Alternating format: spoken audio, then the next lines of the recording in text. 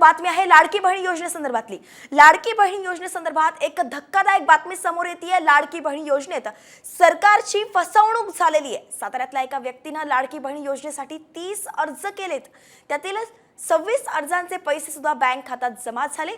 खारघरमधल्या रहिवासी पूजा महामुनींचा वारंवार अर्ज नाकारला जात होता। या संदर्भात अधिक चौकशी केली असता त्यांच्या मोबाईल क्रमांकावरती आधीच अर्ज भरण्यात आल्याचं समोर आलं।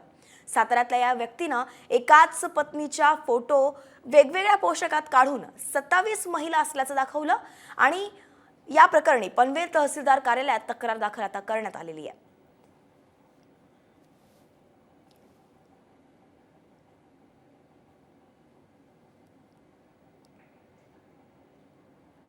जेव्हा ऍक्सेस ओपन होतं ओटीपी टाकल्यावरती तर तुम्हाला दिसून येते या व्यक्तीने असे 30 फॉर्म भरले होते। ते आम्ही लगेच फटाफट फोटो काढून घेतले। 3 वेगळे व्यक्ती आणि 27 प्रतीक्षा पोपट जाधवच्या नावाने फॉर्म भरलेत। तर त्या व्यक्तीने मिसयूज केला आहे, मग त्याच्यावरती गुन्हा दाखल करा।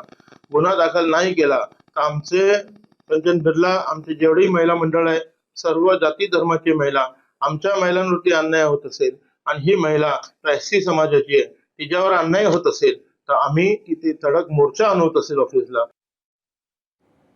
तर नेमका हा काय प्रकार घडलाय पाहूयात ग्राफिक्सच्या माध्यमातून। साताऱ्यातील जाधव नावाच्या व्यक्तीकडून पत्नीच्या नावे तब्बल 30 अर्ज दाखल करण्यात आले।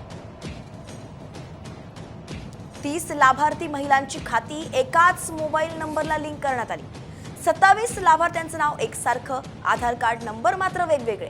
यापैकी 26 अर्ज मंजूर सुद्धा झाले। खारघरमधील रहिवासी पूजा महामुनींमुळे हा सर्व गैरप्रकार उघडकीस आलाय।